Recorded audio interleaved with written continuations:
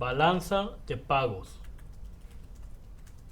En este tema lo que vamos a ver es cómo se comportan las relaciones económicas que tiene el país con el exterior. La balanza de pagos no es otra cosa que un instrumento contable en el que se registran todas estas transacciones que los residentes de México realizan con los residentes de otros países. Ojo, estamos hablando de los residentes, no tanto de los nacionales o no nacionales en términos de su nacionalidad por nacimiento, sino los que residen en México que realizan transacciones con los residentes de otros países. La balanza de pagos, al igual que lo sucede con un balance general en una empresa, se rige por el principio de la partida doble. Esto significa que a todo cargo corresponde un abono de la misma magnitud. Es decir, como su nombre lo dice, tiene que estar balanceado, o sea, tiene que estar igual las entradas que las salidas de movimientos financieros en el país. Y entonces en la balanza de pagos registra todo esto.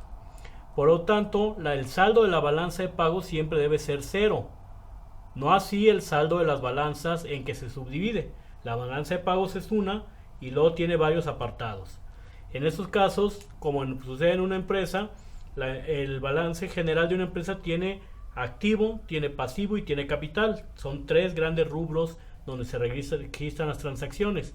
En la balanza de pagos también sucede que tiene otras balanzas que se van derivando de estas, y estas sí pueden tener el saldo negativo o positivo. Vamos a ver, este es el esquema de la balanza de pagos. Como ustedes ven, tiene bastantes subdivisiones. En términos generales, la balanza de pagos se divide en dos grandes balanzas. Una es la balanza en cuenta corriente y otra es la balanza en capital. La balanza en cuenta corriente registra todas las entradas y salidas, ya sea de mercancías o servicios del país con el extranjero. Por su parte, la balanza de capital registra todas las entradas y salidas de capital, de dinero, de financieras en el país. La balanza en cuenta corriente a su vez se divide en otras dos balanzas. Una es la balanza comercial y otra es la balanza de servicios. La balanza comercial registra todas las exportaciones e importaciones exclusivamente de mercancías, es decir, todas las entradas y salidas del país de mercancías se registran en la balanza comercial. Por su parte, la balanza de servicios registra todas las exportaciones e importaciones, pero de servicios, o sea, de bienes que son intangibles, no de bienes tangibles que son las mercancías. Estos servicios, en términos, podemos hablar de 4 o 5 grandes servicios. Uno es el turismo, otro es el servicio de la deuda externa.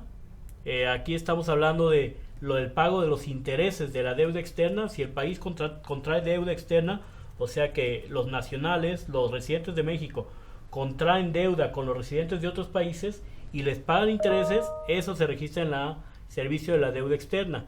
También se registra el transporte internacional. Si nosotros, un avión que va a Europa, bueno, pues ese es un registro de la balanza de servicios de transporte internacional. Se registra otro aspecto que aquí no puse, pero que es muy importante, son las remesas. Las remesas, es decir, aquello que los mexicanos que viajan a Estados Unidos a trabajar y luego le mandan dinero a su familia, eso se llama remesas. Y ese es un servicio a favor del país. O sea, el servicio es la mano de obra que está desempeñando un mexicano en el extranjero, y la entrada es el dinero por las remesas. Esos son los que se registran en la balanza de servicios y la balanza comercial. Ambas dos conjuntan la balanza en cuenta corriente.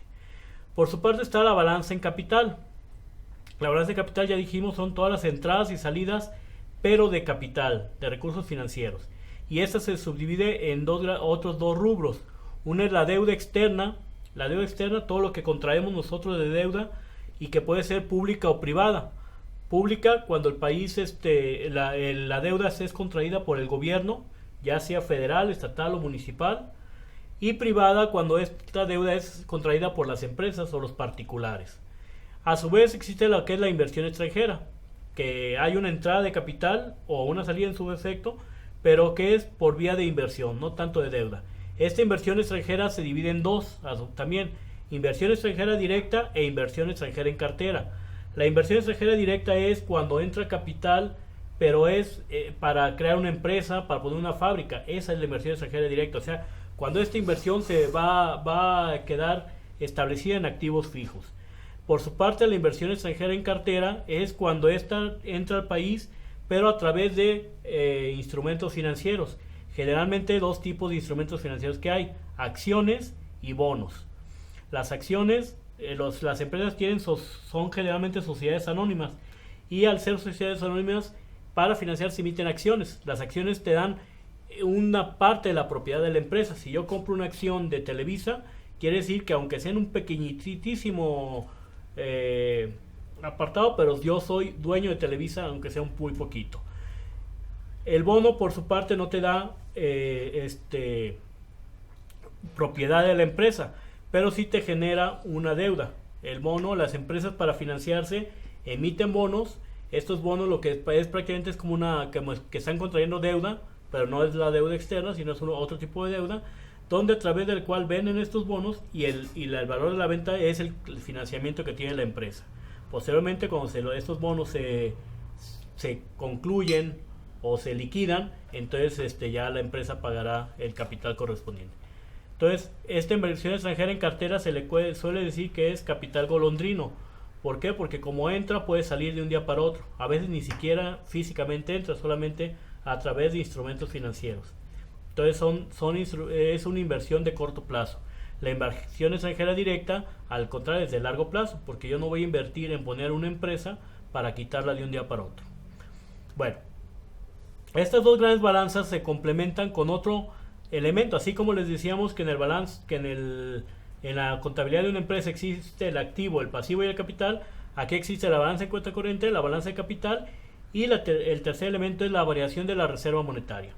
La reserva monetaria es el conjunto de metales preciosos, monedas divisas fuertes o monedas de países fuertes, piedras preciosas que están en poder del Banco de México, y es lo que en última instancia le da el valor a la moneda, al peso mexicano. Entonces estas reservas monetarias se están moviendo constantemente de acuerdo pues a las diferentes circunstancias económicas de los países.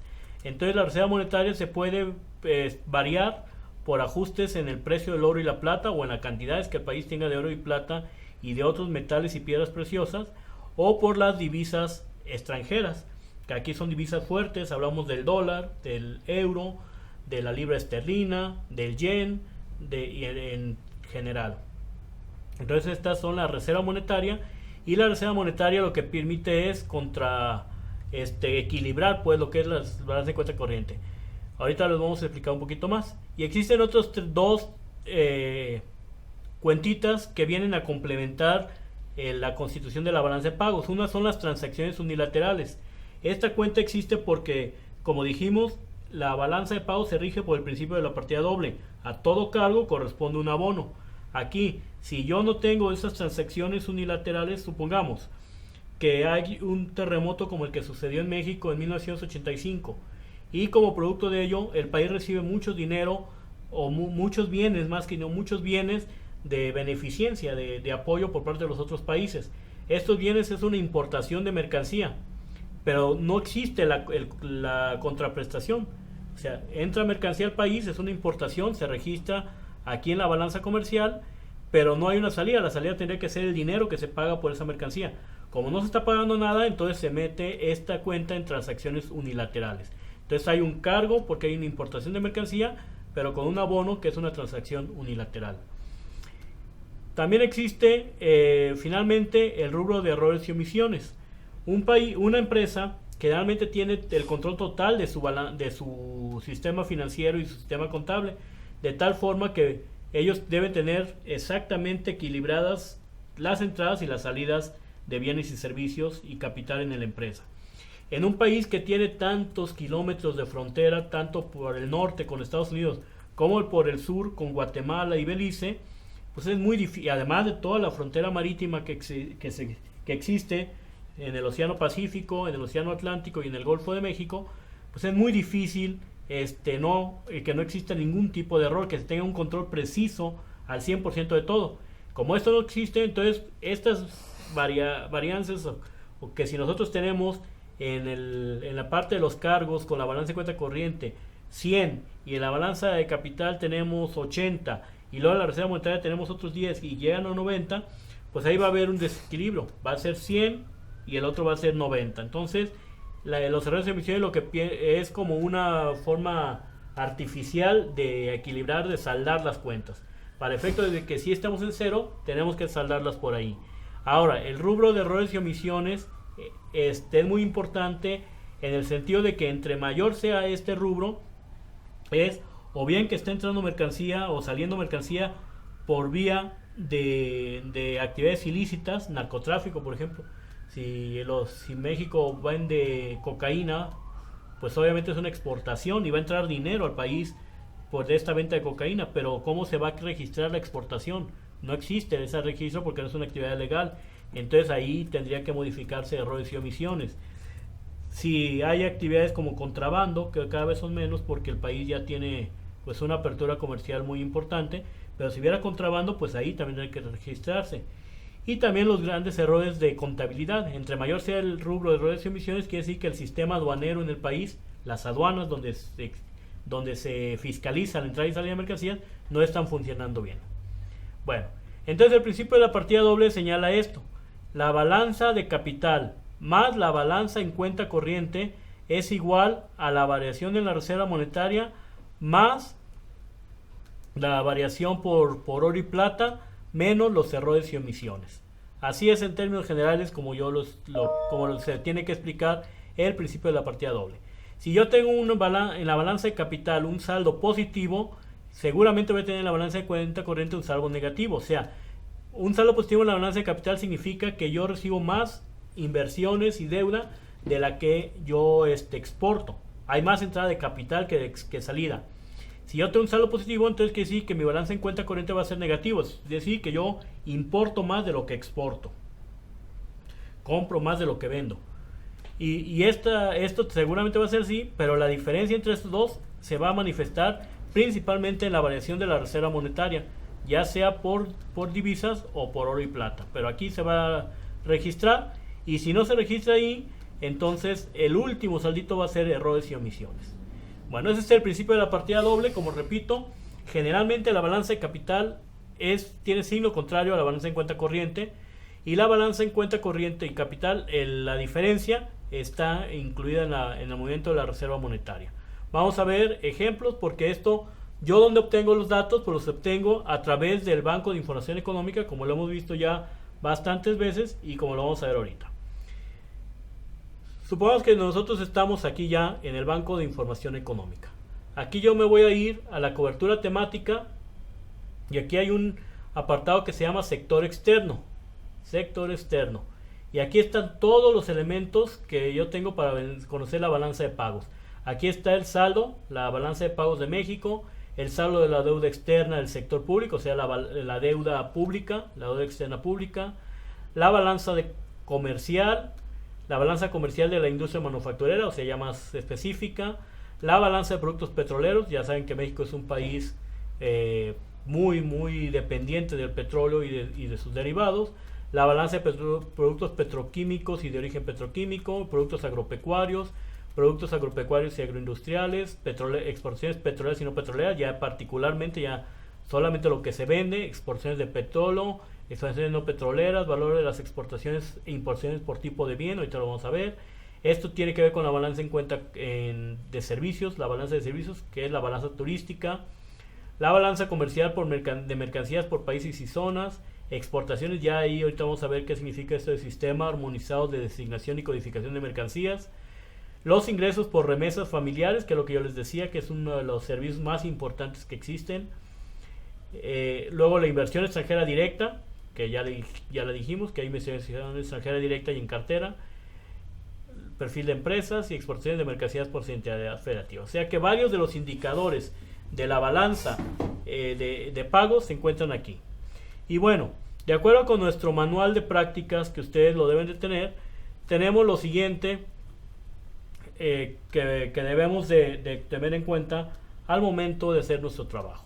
Dentro de todo el montón de indicadores que yo puedo obtener a través de la balanza de pagos, vamos a ver sobre todo estos que son los que podemos decir más importantes. Uno es el cálculo del saldo en la balanza en cuenta corriente como porcentaje del PIB. ¿Por qué como porcentaje del PIB? Porque el saldo en la balanza en cuenta corriente pues está cambiando. pero aquí sí es importante verlo, qué tanto peso tiene este saldo en el PIB. Por ejemplo, en 1994, 93, 92, 93 y 94, este saldo fue gran responsable, se puede decir que ya es responsable en casi el 80-90% de la crisis que se dio en esos años. Entonces, por eso es importante ver qué tanto está. Bueno, entonces lo primero que vamos a ver es el saldo en la balanza, como decimos, saldo en la balanza en cuenta corriente como porcentaje del PIB. ¿Y dónde voy a obtener yo el saldo en la balanza en cuenta corriente? Bueno, aquí vamos a ver, tenemos balanza de pagos y aquí está cuenta corriente. Es el primero, balanza de pagos, y luego dice cuenta corriente y ahí dice ingresos y egresos. Yo lo que quiero ver es el saldo, entonces vamos a ponerle total. Vamos a irnos a opciones de consulta y lo vamos a hacer desde el 1995 hasta el 2015. Y vamos a consultar como lo hemos hecho todas las veces. Tenemos aquí, está por trimestres, aquí dice por trimestres del 95 al 2015. Esto lo vamos a bajar en un archivo de Excel como siempre se ha hecho. Y aquí tengo yo mi archivo de Excel. Lo vamos a ampliar.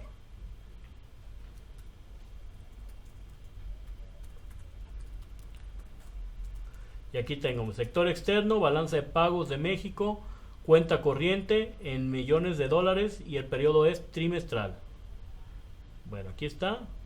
Entonces ustedes ven, en 1995, en el primer trimestre tendríamos 1.354 millones de dólares de déficit. Desgraciadamente no tenemos el dato de 1992, 93 y 94, que es muy importante que lo hubiéramos tenido para entender cuál es el origen de la crisis del año de 1995, la última gran crisis que se tuvo. Pero bueno, aquí tenemos esto.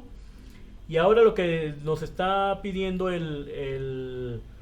nuestro manual de prácticas es que tengamos este saldo, pero como porcentaje del PIB. Aquí está, cálculo de saldo de balanza en cuenta corriente como porcentaje del PIB. Aquí, a diferencia de lo que sucedía en los temas que vimos anteriores, lo que nos va a servir es el PIB, no el Producto Interno Bruto real, sino el Producto Interno Bruto nominal. ¿Por qué? Pues porque el saldo en la balanza de cuenta corriente está hablando de términos nominales. Entonces vamos a irnos, como ustedes ya saben, a obtener el Producto Interno Bruto. Ya se sabe que es aquí donde están los indicadores de cuentas nacionales. Producto Interno Bruto trimestral. Le damos aquí. Y aquí va a ser el nominal, o sea, valores a precios corrientes. Producto Interno Bruto a precios de mercado. Entonces aquí le vamos a dar. Vamos a ver opciones de consulta. Desde 1995 hasta el 2015 y le damos consultar. Y aquí tenemos, lo vamos a otra vez a vaciar. Y como está por trimestres, pues no hay ningún problema. Porque ese Producto Interno Bruto vamos a copiarlo. Tenemos esto, lo vamos a copiar. Y lo vamos a poner acá.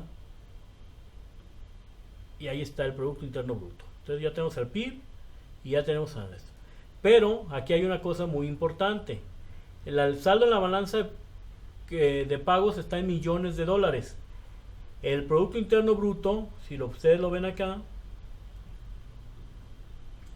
el Producto Interno Bruto está a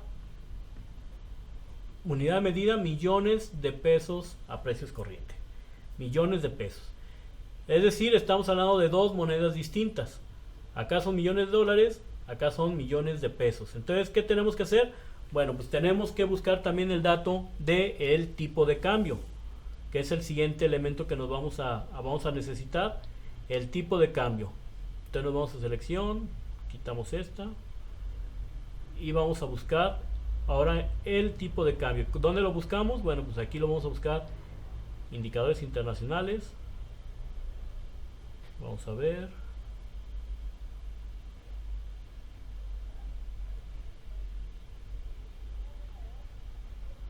Aquí está el tipo de cambio de países seleccionados. Aquí está el tipo de cambio internacionales. O bien lo podemos buscar en el sector financiero y bursátil.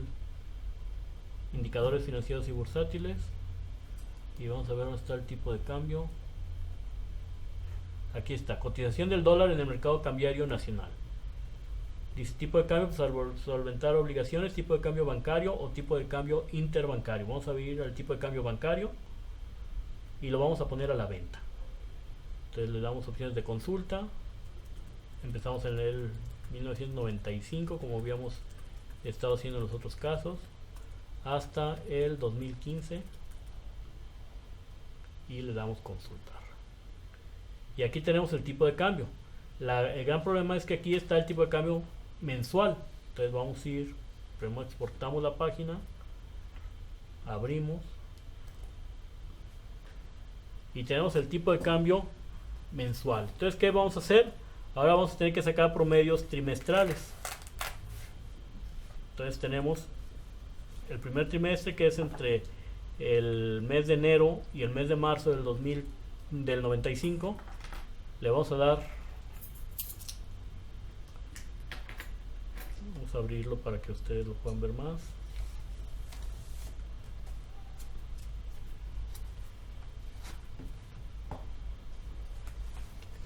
Aquí está, tenemos 95, enero, febrero y marzo, y aquí vamos a sacar el promedio de estos tres valores. Y tenemos que en el primer trimestre del 95 existían 6.4, ese es el promedio, 6.4 pesos por dólar. Lo corremos.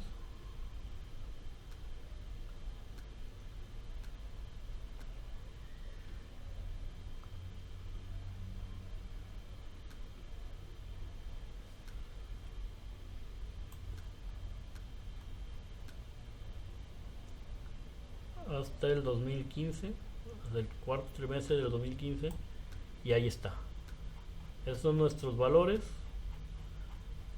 Ahora lo que tenemos que hacer es copiar todo esto. Así que le vamos a, con el control, vamos a marcar todas las celdas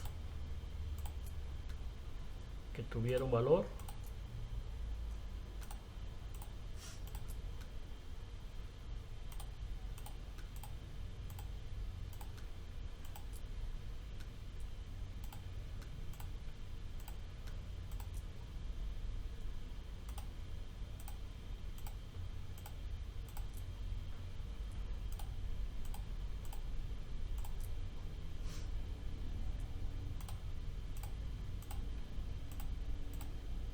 Y bueno, así, si ustedes siguen marcando todas las celdas, se le da a copiar, nos vamos al archivo donde tenemos nuestros valores y aquí le vamos a dar pegado especial. ¿Por qué? Porque acá se hizo un cálculo. Entonces, si nosotros nomás lo pegamos, nos va a copiar la fórmula. Nosotros lo que queremos es que solamente nos copie los valores. Entonces, donde dice pegado especial, y aquí dice números y valores, le damos ahí y ahí está. Entonces aquí le vamos a poner tipo de cambio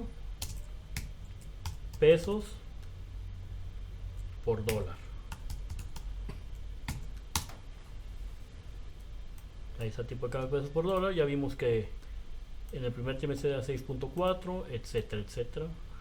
Solo para, si ustedes quieren, lo podemos dejar en solo dos decimales. Y entonces aquí voy a tener ahora sí el saldo, balanza, cuenta corriente. Ahora sí, millones de pesos. ¿Cómo lo voy a hacer así? Pues solamente es multiplicar.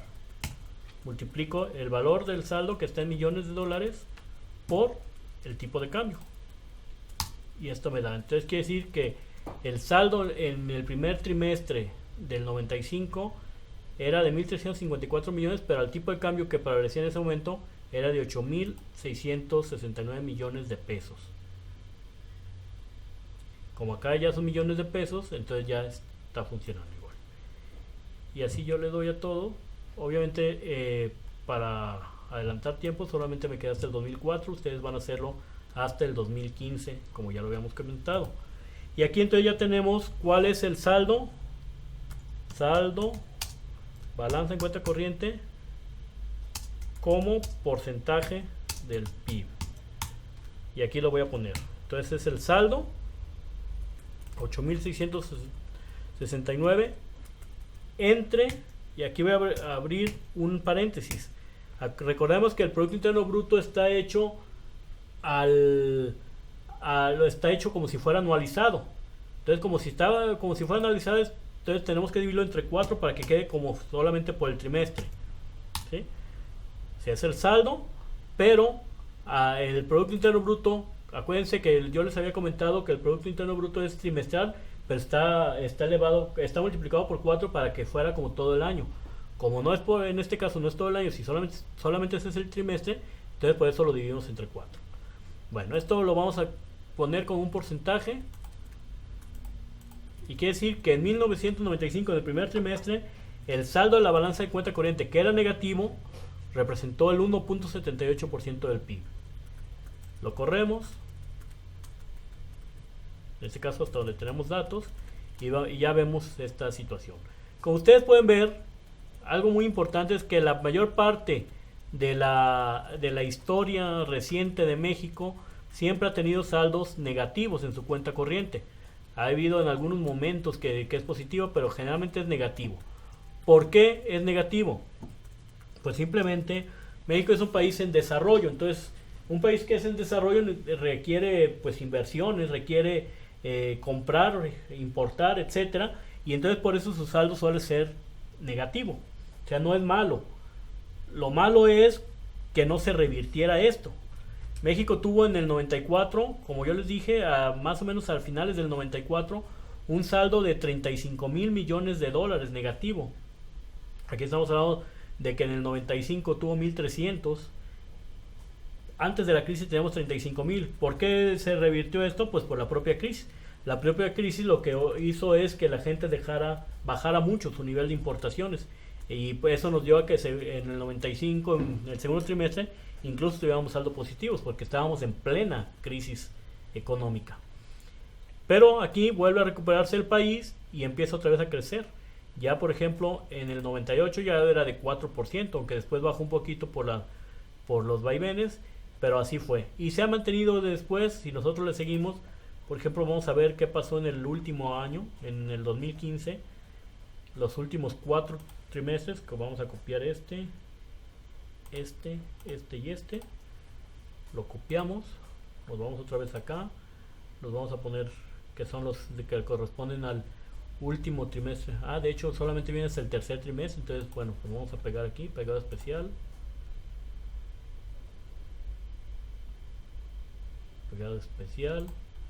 números y valores, y ahí tenemos a ese nivel, y copiamos estas para que sean las mismas fórmulas.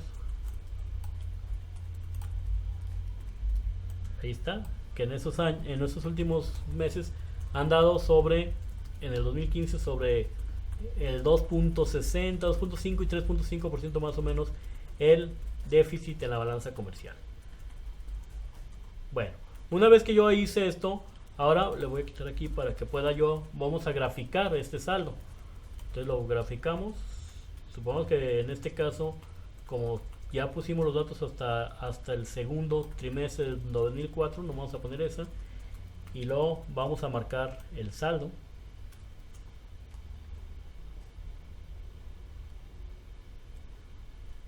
Aquí, y vamos a irnos a insertar gráfica.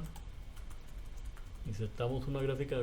¿Qué les parece? En esta ocasión vamos a hablar de una gráfica diaria que nos muestre, y aquí podemos ver claramente lo que está pasando.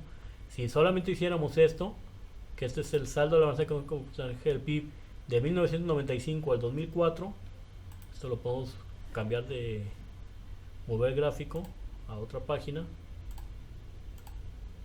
y aquí tenemos. Observen ustedes que generalmente, lo que ya lo dijimos, el saldo en la balanza de cuenta corriente en México es negativo. Aquí crece mucho, esto es lo normal. Claro que si esto lo comparamos con 1994, les voy a pasar la gráfica para que ustedes la observen en un momento más, pues van a ver que esto es poquito, porque en estos años andábamos sobre el 8-9% de déficit. O sea, andaríamos por acá mucho más abajo, que fue el origen de la crisis. Acá ya es más manejable, pero de todo modo llega a ser 4%, 3%, por eso hay. Aquí en el 2004 pues hubo una tendencia a disminuir, y seguramente después va a volver otra vez a aumentar, porque ya dijimos que en el 2015 andábamos entre 2.50 y 3.50, por aquí, por esta zona andamos. Solamente hay unos piquitos, estos es la crisis, y esta es pues otra vez una pequeña crisis o no crisis, pero era apenas cuando el país estaba empezando a recuperar. Acá en el 2004 hay otro ligero. Generalmente los segundos, si ustedes fijan, los segundos trimestres suele pasar algo similar, pero después va a volver la tendencia siempre es hacia esto, hacia las cuestiones más negativas.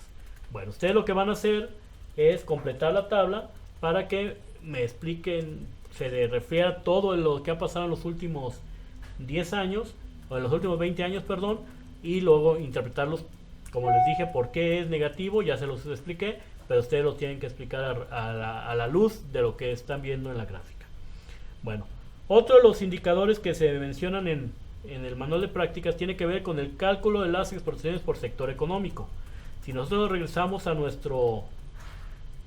BIE, estamos aquí, vamos a irnos otra vez a iniciar la selección, y aquí ustedes van a ver que en el sector externo viene el cálculo vienen las exportaciones por tipo de bien, exportaciones no petroleras por grandes grupos de actividad económica. Ahí está.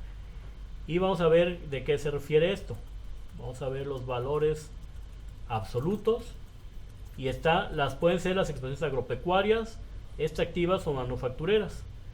En este caso vamos a marcar las tres y el total. Opciones de consulta. Tenemos desde 1980 poder calcularlo, y le vamos a dar consultar. Y ahorita aquí están. Vamos a exportarlas. Y aquí tenemos nuestro archivo, lo agrandamos, donde ya tenemos nuestras exportaciones.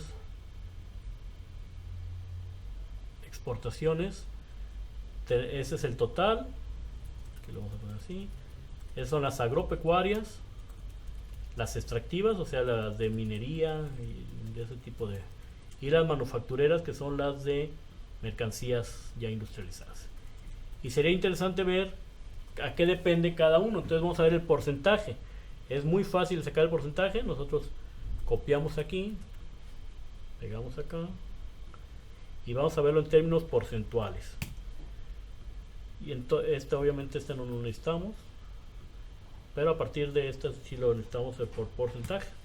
Y aquí vemos, simplemente hay que dividir las exportaciones agropecuarias entre las exportaciones totales. Le vamos a dar aquí el signo de pesos al lado izquierdo de la B, para saber que vamos a fijar la columna B, y después poder ya solamente copiar y pegar. Ahí está. Vamos a dar por porcentaje 42%. Vamos a dejarlo con un decimal, 42.4%. Copiamos en los dos. Vemos que las extractivas son del 7 y las manufactureras son del 50%. Ya nosotros tenemos que cortar lo demás. Y vamos a ver cosas muy interesantes aquí.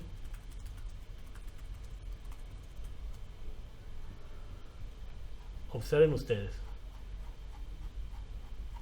Qué interesante es esto, porque aquí sí tenemos un panorama desde 1980. Y observen ustedes cómo las exportaciones agropecuarias todavía en 1980 eran una parte muy importante de nuestro comercio exterior. Aquí están quitando, obviamente son las no petroleras, ¿eh? Si metiéramos a las petroleras se llevan de a robo, lo que yo les mencionaba hace rato, o en una clase anterior, que si metiéramos a las exportaciones petroleras, van a ver que gran parte de todo el comercio exterior mexicano son exportaciones petroleras. Ahorita lo vamos a ver. Pero en las que no son petroleras, todavía en 1980, un gran porcentaje, casi la mitad de las exportaciones en aquel tiempo eran agropecuarias, y la otra mitad manufactureras. Si tuviéramos datos del 50, 40, veríamos que todavía el porcentaje es todavía mucho más alto de las agropecuarias. Pero todavía en el 80 sí sucedía. ¿Qué sucede ahora? En 2015, pues rápidamente se va viendo cómo las exportaciones van bajando bastante las agropecuarias, y ya en el último mes del 2015, o sea en diciembre, ya solamente representan 3.5% del total de las no petroleras, y las manufactureras representan el 95%. O sea, hay un mundo de distancia. Si nosotros graficamos esto, vamos a graficarlo para que ustedes observen cómo cae drásticamente. Marcamos todos nuestras filas hasta diciembre del 2012, y lo vamos a ponerle aquí. Agropecuarias extractivas.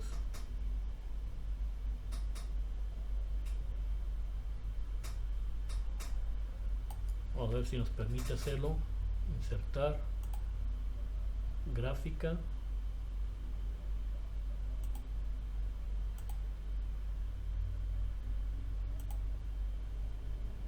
Una de 100% apilada. Bueno, pues aquí está. Si ustedes la ven, aquí esta lo podemos cambiar, mover el gráfico.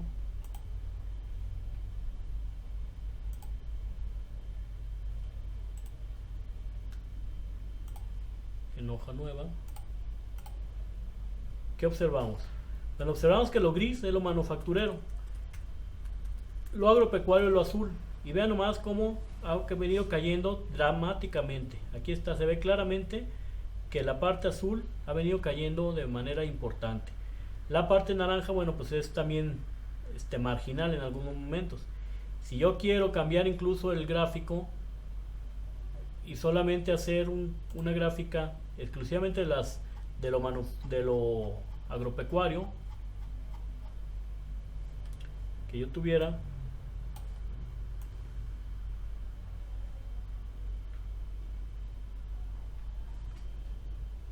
la parte agropecuaria,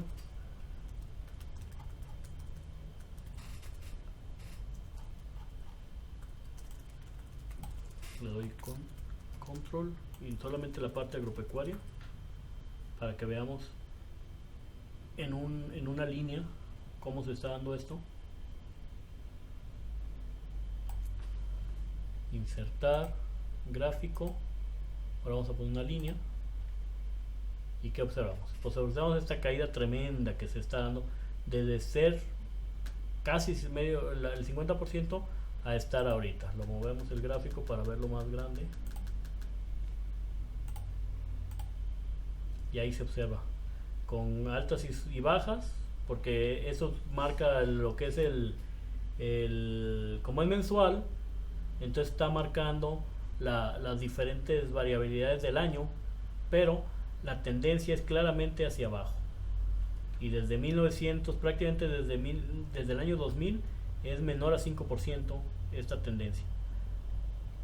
O sea, la tendencia es muy baja todavía. Hasta 1990 todavía manejaba algunos picos de más del 20%, pero ya ahorita ya es mucho más baja. Y yo le podría decir que en su defecto lo que ha aumentado muchísimo, pues obviamente es las exportaciones manufactureras.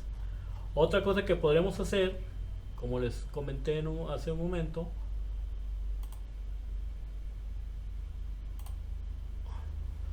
otro de los aspectos que pudiéramos obtener,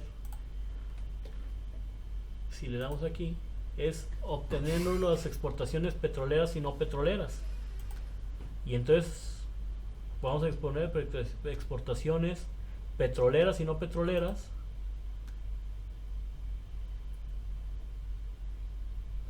Marcamos las dos y le damos consultar.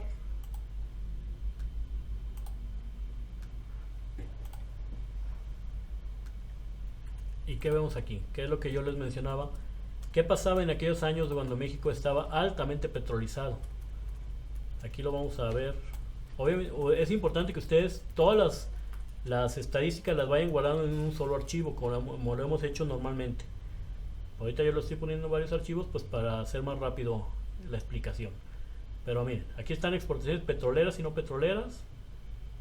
lo podemos hacer un poquito más pequeño para darnos cuenta qué pasaba en aquellos tiempos. Aquí vamos a ver los porcentajes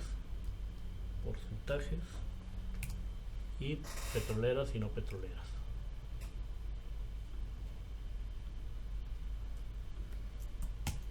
Rápidamente las exportaciones petroleras entre el total, le damos un signo de pesos y ya se empieza a ver lo que yo les había comentado. En 1980 llegaba a ser hasta del 60% de las exportaciones petroleras. Vamos a ver qué pasaba, por ejemplo, un poquito antes de la crisis, como en enero y febrero del 81, en diciembre del 81 era en noviembre 76%, o sea, todavía mucho más, 76% antes del 82. Fíjense, todavía en la época de plena crisis México no exportaba otra cosa que petróleo, 81%, 83% en septiembre del 82, y si le seguimos bajando, pues ya empieza a bajar un poquito a partir de los años siguientes por la propia crisis del petróleo, que ya dijimos que bajó muchísimo su precio, y que eso pues obviamente, aunque en cantidades seguíamos exportando lo mismo, en términos monetarios o sea va bajando. ¿Y qué pasa ahorita? Con la apertura comercial que se da a partir del 89, la industrialización del país que se deriva de ello, pues ¿qué pasa ahorita? Pues ahorita solamente tenemos que las exportaciones petroleras en diciembre del 2015 representaron el 3% del total de las exportaciones. O sea, el país se transformó totalmente de ser un país petrolero a ser un país que en su comercio exterior es más bien manufacturero. El petróleo sigue siendo muy importante y nos está afectando en 2016 su caída, pero es más bien más en las finanzas de México que propiamente en el sector externo, porque México ya exporta mucho más de otras mercancías. Y ya dijimos que México exporta el 96% de sus exportaciones de México son no petroleras, y de ese 96% dijimos que el 95% son manufacturas. O sea, México es propiamente un país exportador manufacturero. Su comercio exterior está basado en el sector manufacturero, como no pasaba en los años 80, donde México era un país altamente dependiente del petróleo. Y vamos a insertar una gráfica que se va a ver clarísimo otra vez, si lo podemos ver por medio de líneas, como hay una caída tremenda. Las exportaciones no petroleras empiezan a subir, sobre todo a partir del 86, y mantienen una tendencia al alza. Y aquí se regulariza una tendencia más o menos entre el 80, pues obviamente si el tope es el 100, aquí le vamos a ajustar el eje para que nos marque solamente hasta 100, que es el tope.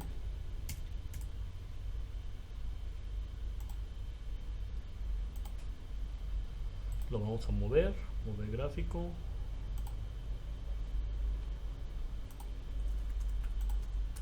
Es obvio que no podemos pasar más del 100, entonces pero ya estamos llegando, o sea, desde más o menos desde los años 96, 97 ya llegábamos al 90%. Ahorita en 1999 llegamos hasta el 95%, ahorita otra vez estamos sobre el 96%. Entonces, de hecho, es la época más intensa en esto. Y las exportaciones petroleras han venido bajando. ¿Por qué aquí hay una ligera baja? Si ustedes se fijan, entre el 99 y el 2008 hay una tendencia a la disminución de las exportaciones no petroleras y un crecimiento de las petroleras, porque es el año en que sube mucho el precio del petróleo, y vuelve otra vez a representar, aunque exportemos lo mismo, pero en términos monetarios volvieron a representar más. Y acá hay esta caída importante, pues porque es la del descenso en el precio del dólar importante. Y así llegamos a diciembre del 2015, en que solamente representan el 3.9%, el valor más bajo de todo el periodo que estamos analizando. Desde el 80 hasta el 2015, el valor más bajo es el que se obtuvo en diciembre de este año. Si vemos los del 2016, en enero, pues a lo mejor vemos cosas muy similares. Pero ahí está. Aquí está el brinco a partir de 1986 de las exportaciones no petroleras, que a veces no es tanto porque aumentaron mucho sino porque bajaron mucho las petroleras por vía de las caídas del precio del petróleo. Bueno, aquí está, empiezan las caídas a partir del 82. Ok, vamos al siguiente. Otra vez regresamos a nuestro manual de prácticas y vamos a ver qué es lo que nos pide también. Nos pide cálculo de las importaciones por tipo de bien. Ahora son las importaciones. Este es importante, este dato es importante porque necesitamos ver qué está pasando, en qué importa más México. Y entonces nos vamos a ir a las importaciones. Vamos a buscar importaciones.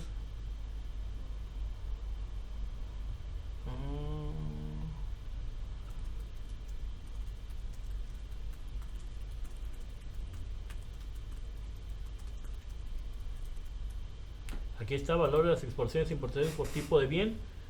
Nos interesa sobre todo las importaciones y saber si son de bienes de consumo, bienes de uso intermedio o bienes de capital. Los bienes de consumo son aquellos que compran las familias para ya consumirlas. Bienes de uso intermedio son sobre todo insumos que compran las empresas para luego procesarlos y venderlos ya el bien final. Y bienes de capital son la maquinaria que compran las empresas. Bueno, vamos a irnos a bienes de consumo y solamente marcamos importaciones. Bienes de uso intermedio, importaciones. Bienes de capital, importaciones. En total, importaciones. Los vamos a ver en términos de las importaciones. Le damos las opciones de consulta, pues desde 1980 hasta 2015, y le damos consultar. Y tenemos aquí nuestro archivo, lo bajamos en Excel y lo tenemos de esta forma. Le vamos a dar acá, que son los de consumo, los de uso intermedio, los de capital y el total. Y sacamos los porcentajes una vez más. Aquí vamos a dar porcentajes de consumo, de uso intermedio y de capital.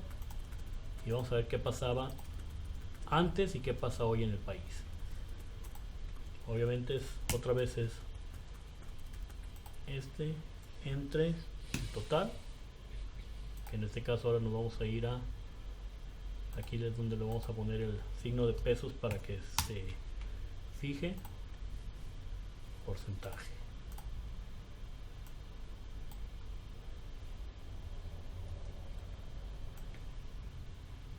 Lo corremos y ¿qué tenemos? Bueno, tenemos que el país generalmente desde el 80 ha sido un país prioritariamente importador de bienes de uso intermedio. ¿Qué significa esto? Pues que nosotros dependemos mucho, nuestra industria manufacturera, que ya lo vimos que ha crecido mucho, depende de estos bienes de uso intermedio para procesarlos y después venderlos en el país. No fabricamos estos bienes. Entonces, si hay un movimiento en el dólar como está pasando actualmente o como pasa a principios de 2016, pues esto impacta directamente en el sector manufacturero y por eso empieza a haber presiones inflacionarias.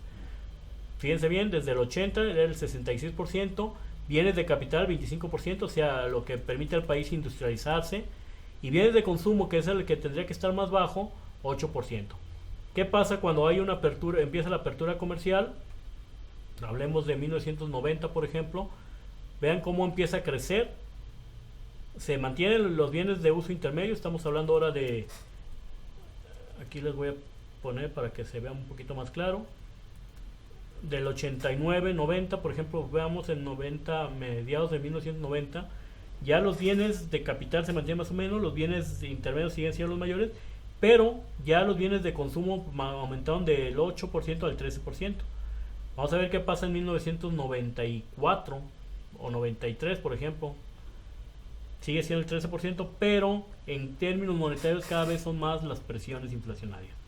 Se mantienen igual, esto no ha cambiado. Incluso a partir en el 94 crecen los bienes de consumo, los bienes de uso intermedio, crece su participación en el total, llegan a ser superior al 80%, como se puede ver aquí ya en el 95, 96, en la época de la crisis. Vuelven a bajar los bienes de consumo, aquí está, miren, llegaron a 13 en el 94, aquí se inicia la crisis del 94, es el error de diciembre, y en el 95 baja muchísimo. Como yo les decía, la parte fuerte que bajó en las importaciones fueron los bienes de consumo. ¿Por qué? Pues porque la gente con el el que se infla la inflación, el que se va el tipo de cambio a grandes niveles, son las familias las que lo resienten. Las empresas tienen que seguir comprando, por eso siguen comprando. La maquinaria baja muchísimo, andaba sobre 20 y tantos, baja a 13, pero sobre todo el consumo, los bienes de consumo bajaron muchísimo. Luego empiezan a crecer otra vez, vuelven otra vez a llegar hasta niveles de 12, 13%, 14%. En el 2012 llegan hasta 15%. Acá llegan hasta 16 en el 2005. Y vamos a ver qué pasa actualmente. Se mantienen en 15, 73 y 11. O sea, sigue siendo la distribución más o menos la misma. Aquí lo importante que tenemos que ver es que México depende mucho de los bienes de uso intermedio. O sea, la industria manufacturera depende mucho del sector externo para la fabricación de sus bienes. Bueno, vamos al siguiente punto. Y tenemos cálculo del origen o destino de las importaciones y exportaciones de México. Aquí en nuestra página, ahora nos vamos a ir vamos a quitar estos. Y vamos a ver las exportaciones de México.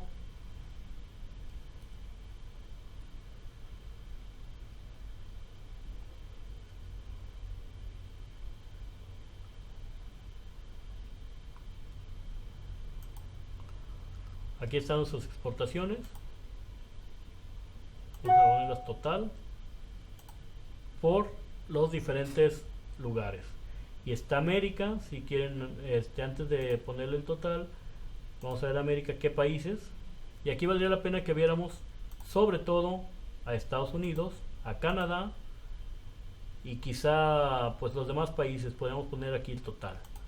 Vamos a ver qué pasa con respecto a Estados Unidos. Solamente pongamos estos países. Opciones de consulta. Esas vienen desde el 93. Le damos consultar. Lo exportamos.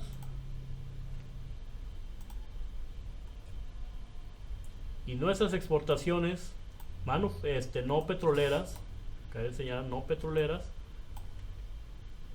Vamos a ver, aquí tenemos Estados Unidos, Canadá y total. Aquí le vamos a poner el porcentaje otra vez. Y acá está Estados Unidos y Canadá. Y otros. Bueno, Estados Unidos,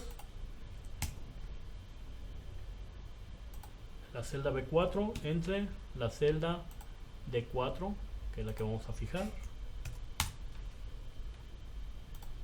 Porcentaje. Canadá es el 3%. Y aquí vamos a poner otros, que le vamos a poner la celda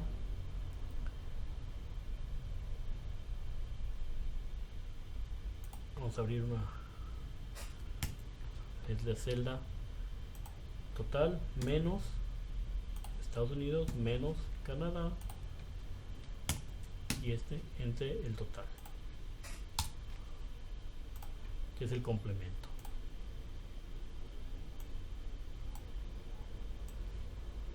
México siempre ha dependido, y aquí se puede ver claramente, de Estados Unidos, su comercio exterior. En 1980, en 1993 era el 79% de todas nuestras exportaciones iban a Estados Unidos, solo el 3% a Canadá y a otros países el 18%. Ahí podemos mencionar Europa, Sudamérica, Centroamérica, etc. ¿Qué pasa ahorita? El 82% está en Estados Unidos, el 3% en Canadá y el 15%. O sea, Canadá, a pesar del Tratado de Libre Comercio, en términos porcentuales no se ha movido mucho. Sigue siendo el 3%, en algún momento bajó al 2%, al 1%, en algunos sube al 4%, pero se mantiene sobre esa brecha. Pero Estados Unidos, que era el 79%, pues hoy ya es el 82%.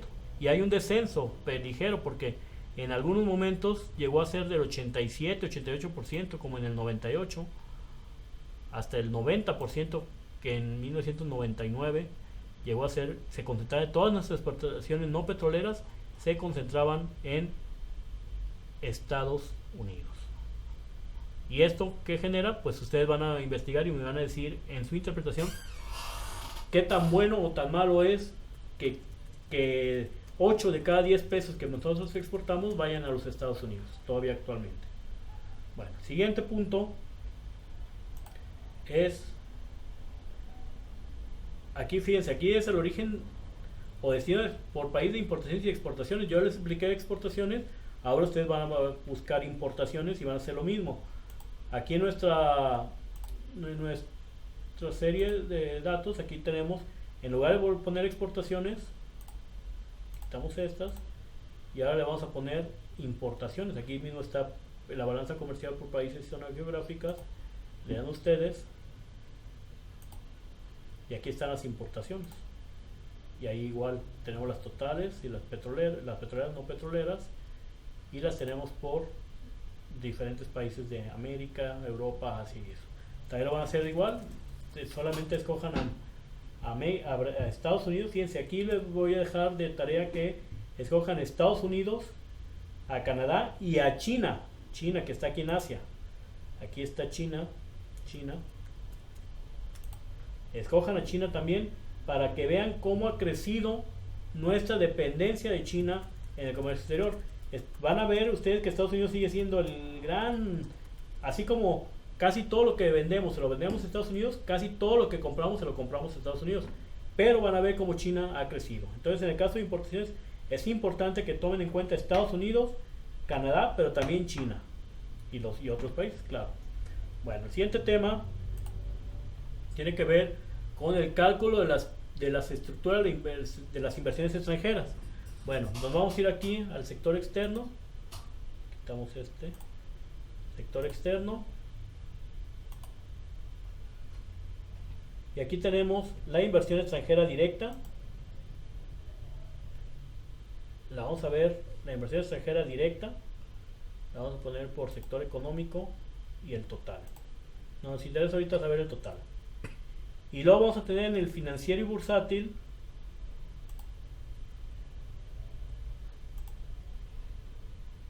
Vamos a ver si está aquí.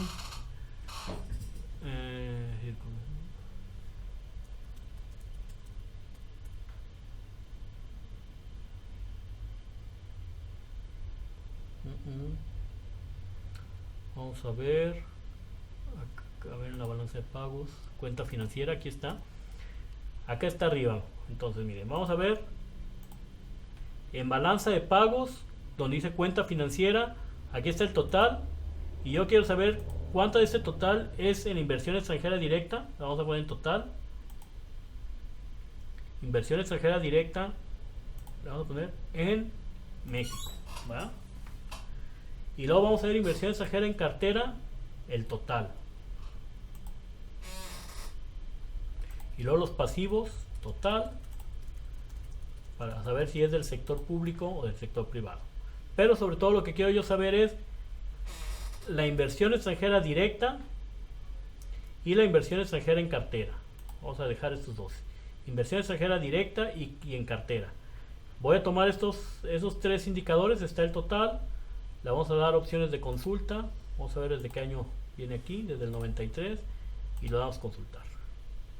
Yo tengo aquí, viene por trimestres. En lo que es la inversión extranjera total. A ver, aquí creo que pasó un problemita.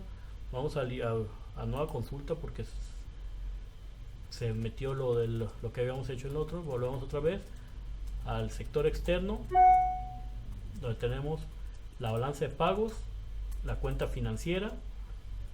Le vamos a dar total, inversión extranjera directa,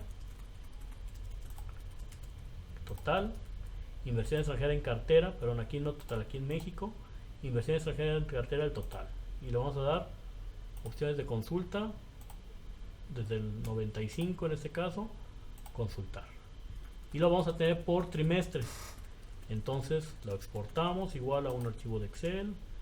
Les repito, todos estos ustedes los tienen que conjuntar en un mismo archivo. Y aquí tenemos la inversión extranjera directa y en cartera y el total. Tenemos, si quieren, el total lo vamos a quitar para dejarla solamente en cartera, y aquí nosotros vamos a fabricar el total. Suman estos dos, simplemente sumar la extranjera en directa y en cartera. Le vamos a dar aquí y luego vamos a ver el porcentaje de la inversión extranjera directa y en cartera. Aquí está la directa, inversión extranjera directa, inversión extranjera en cartera. Todo tiene que ir graficado, por favor. Todo tiene que ir graficado. Yo ya no lo estoy graficando pues porque ya se los mostré la primera vez, pero sí es importante que todo vaya graficado.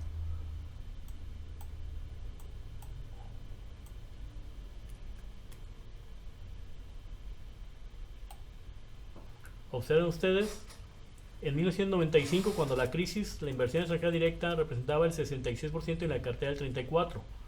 Esto es importante que ustedes lo tomen en cuenta porque hubo cambios muy importantes. Aquí hay unas zonas atípicas. Por ejemplo, esta del 96, pues habla de 120%. Simplemente es porque la inversión extranjera directa, a ver, me equivoqué, perdón, déjenme, vamos otra vez a ponerlo porque se borré una que no debía haber borrado.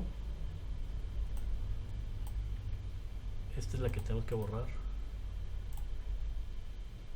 y está aquí la inversión extranjera directa y en cartera. Aquí hacemos la suma, el total otra vez, total, sumamos y le damos copiar. Y aquí ustedes lo que van a ver es cosas interesantes. Miren, aquí ponemos porcentajes, aunque van a ver algunas cosas que es lo que les quería explicar y que es importante que ustedes lo consideren. Pero bueno, ahorita primero vamos a hacer los porcentajes y ahorita van a ver que hay algunas cosas medias raras que ustedes están viendo, donde se ven porcentajes de 100%, pero eso tiene que ver por la lógica que ahorita les voy a mostrar, como que les voy a decir. Generalmente México tiene en estos saldos, en la inversión extranjera directa y en cartera, saldos positivos, porque ya dije, porque es un país que está en desarrollo y que necesita mucha inversión. Pero observen ustedes lo que sucedía en 1995. La inversión extranjera directa es positiva, pero la en cartera es negativa. Por eso salen los porcentajes fuera de lugar. Eso sucede aquí, sucede en el 97 y ha venido sucediendo frecuentemente.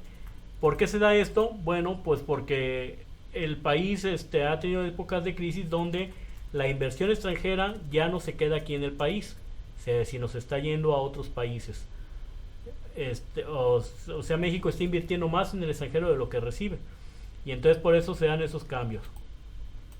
Si nosotros tuviéramos datos del 94, van a ver cómo esta situación era totalmente diferente.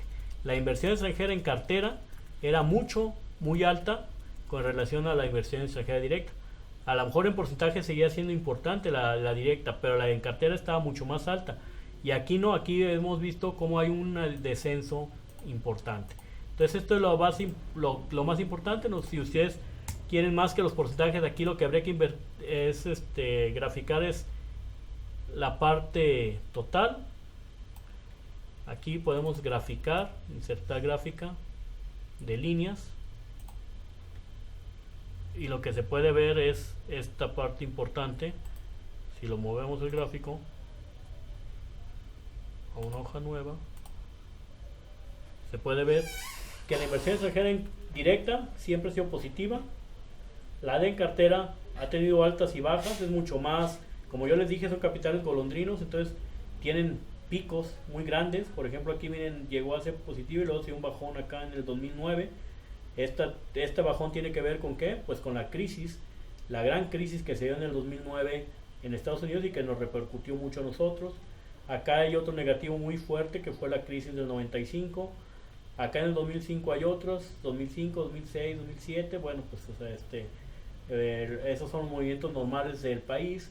Pero un país que tiene tanta apertura y que su sistema financiero está tan vulnerable a los grandes movimientos de capitales, pues vive esa situación. En cambio la directa pues tiene una tendencia más estable, aunque hay sus altas y sus bajas. También por ejemplo, en el 2001 hay una gran alta, pero luego se vuelve a bajar, y luego hay otra en el 2013 y luego baja, etcétera. Pero aquí lo importante es ver la de cartera, cómo tiene estos picos tremendos, aunque la tendencia sí se ve una manifestación hacia el alza en los últimos años. No tan grande como sucedía allá en el 94, pero sí es importante. Bueno, el siguiente tema es el cálculo del saldo de la Reserva Internacional. Este es otra parte importante. Si nosotros nos vamos acá al BIE, vamos a nueva consulta, y tenemos aquí en nuestra cobertura temática en el sector externo el saldo de la balanza comercial. Aquí de la Reserva Monetaria. Lo vamos a tener más que en aquí, lo vamos a tener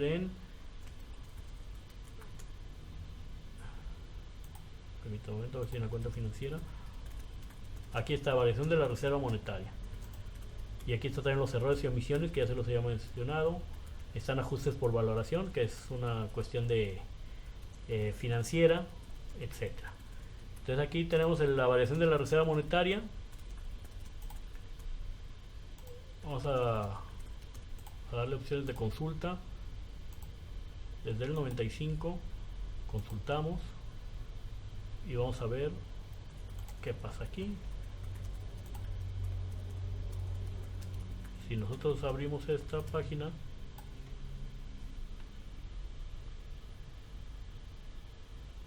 y tenemos aquí que la variación de la reserva monetaria es importante. Si nosotros simplemente graficamos esto, aquí no vamos a hacer otra cosa más que graficarla para que ustedes observen lo que sucede.